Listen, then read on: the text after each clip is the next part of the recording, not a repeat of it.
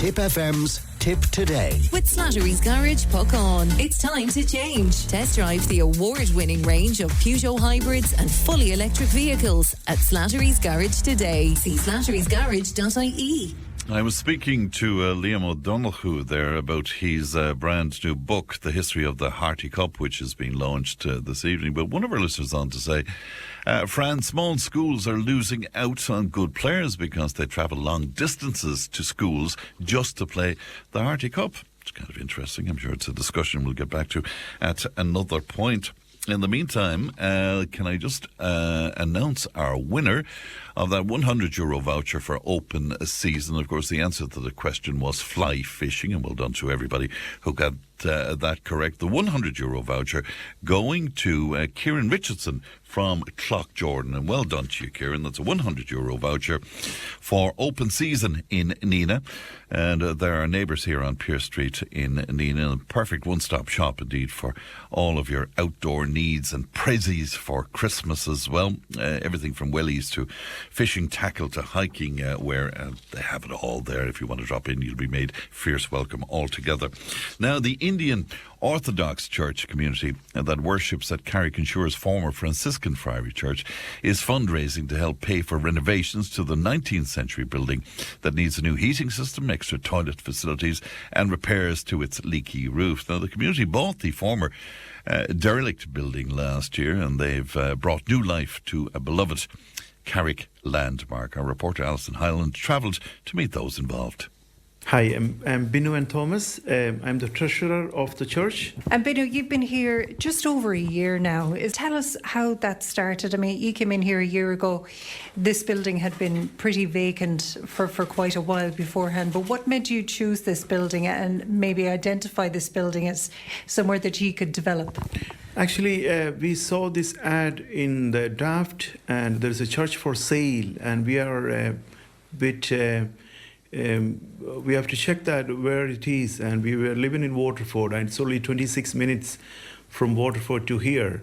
So, and we approached the Power Walsh, and we talked to them, and there is a small community in Clonmel. There's a few families, nearly 6 at the moment at that time.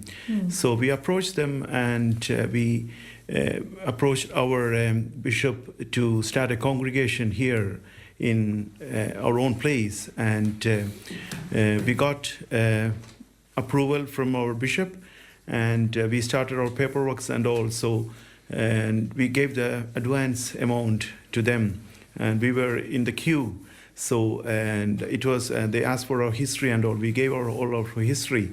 So, and finally, by the grace of God, our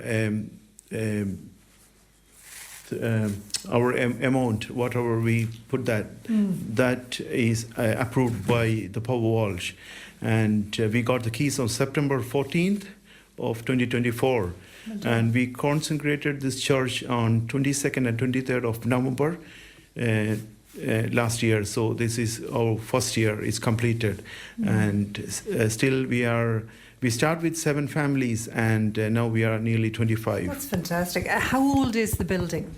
This building, I think it's 18th century building, and this church was closed for nearly 18 years. Yeah. I think this church was closed 2006, March 26th of March 2006.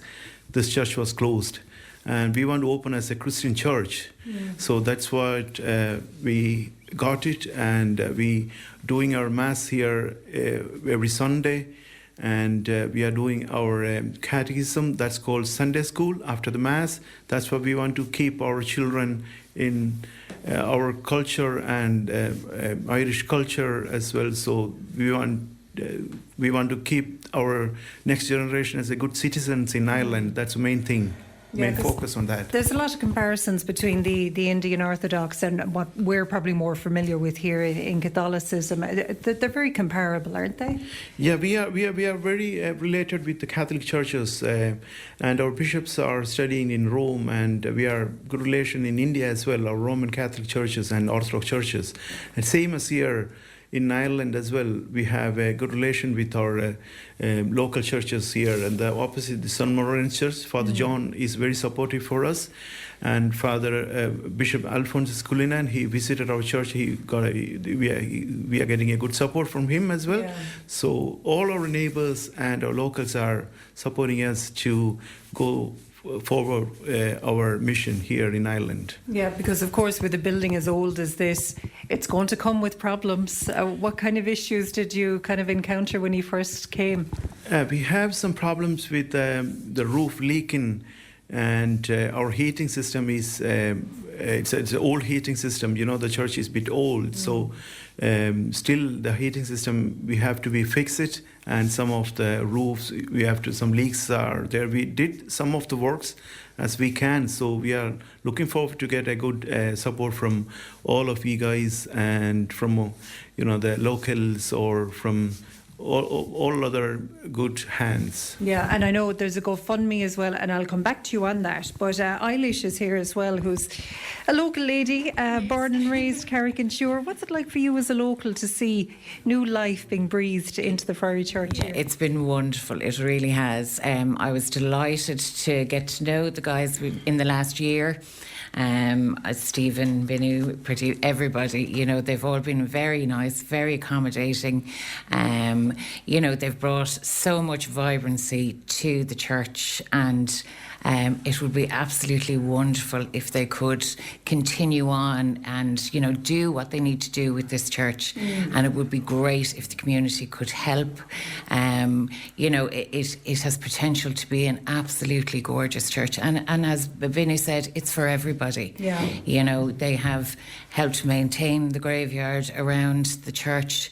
They have done so much, and we'd say Christmas Day, I'm looking forward to it, because... Yeah, you were telling me about that. Tell me about the processions and the ceremonies here. They're so vibrant and colourful, aren't they? So vibrant, and it's so colourful, and the children, and, it's just... They've brought so much joy to the area. We'd say Christmas Day, to have all the colourful umbrellas and the children and the singing and everything. It's just beautiful.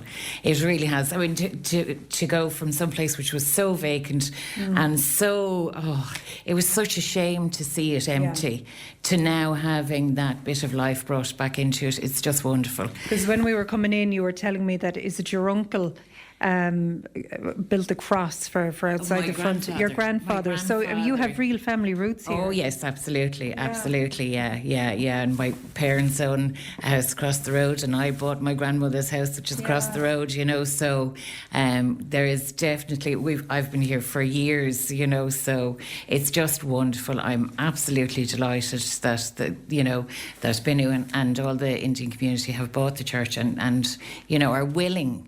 Yeah. To put everything into it, to bring it back. And all they need is a bit of help, So I would appreciate it if people could dig deep and help out. Support. Yes. Yeah, thanks, Eilish. Binu, if I come back to you then, I know you have a GoFundMe page set up. Can I just ask you, and Eilish made that point as well, I mean, the graveyard is still here and is being maintained and there is public access to that still. I mean, that hasn't changed. Yeah, there is public access for all of them.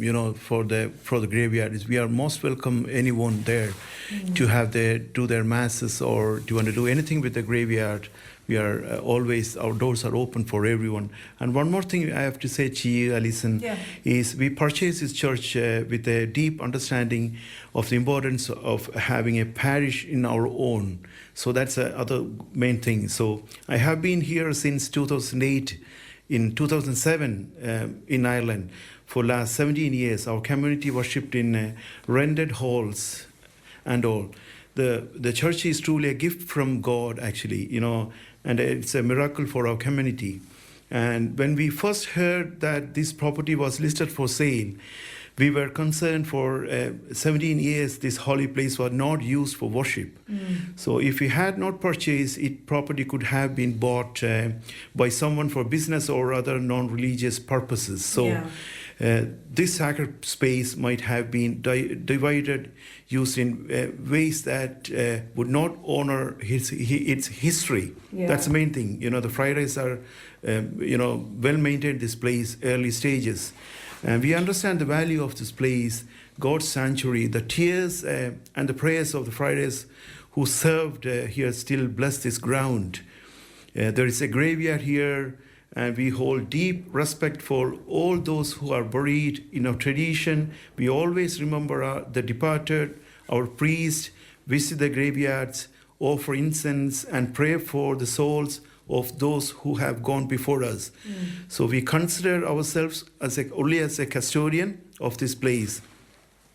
This church is not just for us. It's a part of the heritage of the Irish community. So we honor every family whose parents or grandparents rest in this graveyard. We are committed to maintaining it with dignity, love, and respect. Anyone is welcome to visit, pray, or spend time here at any moment. Listen, schools and community groups have approached to us to learn about the culture and tradition of the Indian Orthodox Church. We warmly welcome them and always open to sharing the history of our church, spirituality, and beauty of this ancient Christian tradition. Mainly this house of worship belongs to God, and we stand humbled by the sacrifice of those who built in. So most of our community work in the health sector or as IT professionals or engineers. So our children strictly follow our values and culture, and every Sunday or after the Mass, actually we conduct catechism. We call it a Sunday school in this church. Our children are growing up, be responsible to good citizens to this country. That's the main point we have to tell our children or and our other concern is that listen, we are a small community and maintaining this large church and its surrounding, including the heating system and that I said earlier, our roof. And it's very challenging for us. So we are seeking well-wishers who can support us with any amount of donation. We are now introducing it's already introduced our GoFundMe campaign, and we deeply appreciate everyone who supports us. That's all at the moment, Alison. Because it's important to say as well, I mean, it was your own congregation that bought the church as well, wasn't it? Yeah. I mean, all the families put forward money to put that offer in. Yeah, that's other thing is that, and we are only started with 6 or 7 families here, so we put all together, raise some money, and we started as the amount we have to give it to them. There's interest-free loans we given by ourselves, and a lot of our friends and families all over the world, neighbors, supported us to keep this church happening place. What's been the reaction locally? Because we spoke to Eilish, of course, and she's speaking about how she loves to see new life coming in here again. Has that been the general reaction from people around Carrick? Yeah, absolutely. Yeah, absolutely. There is a very generous reactions from the Carrick-on-Suir people. All of the neighbors had started as a Christian church, and they all are delighted. All are asking about what kind of mass do you do. They're asking about Orthodox tradition. That's what we are welcome everyone, each and everyone to see the place anytime. You can give our contact number with them, and you can contact any of us. We have our keys here, or we are given to Eilish. They can open and see the church. That's not a problem at all. Anyone who is looking maybe to come and see a service for themselves, when are your services held here? Our services at the moment, we are doing first and third Sunday at 9 o'clock. And our mass start at 9 o'clock, and it's a bit of long mass. It's Orthodox mass like that, and any of the Sundays, or we are doing in our Facebook and all our daily activities here. So all are welcome any time. Remind us again finally about that GoFundMe page. Where can people go to access that, Binu? Yeah, please. We are doing sharing all our GoFundMe campaign through our Facebook, and Tip FM also will do a help from there. Or will please help us to go for the funding. And that's our alley out and about with the Indian Orthodox Church community in Carrick-on-Suir, and we wish them well. We are live from Nina today. We'll take a break. Back with more.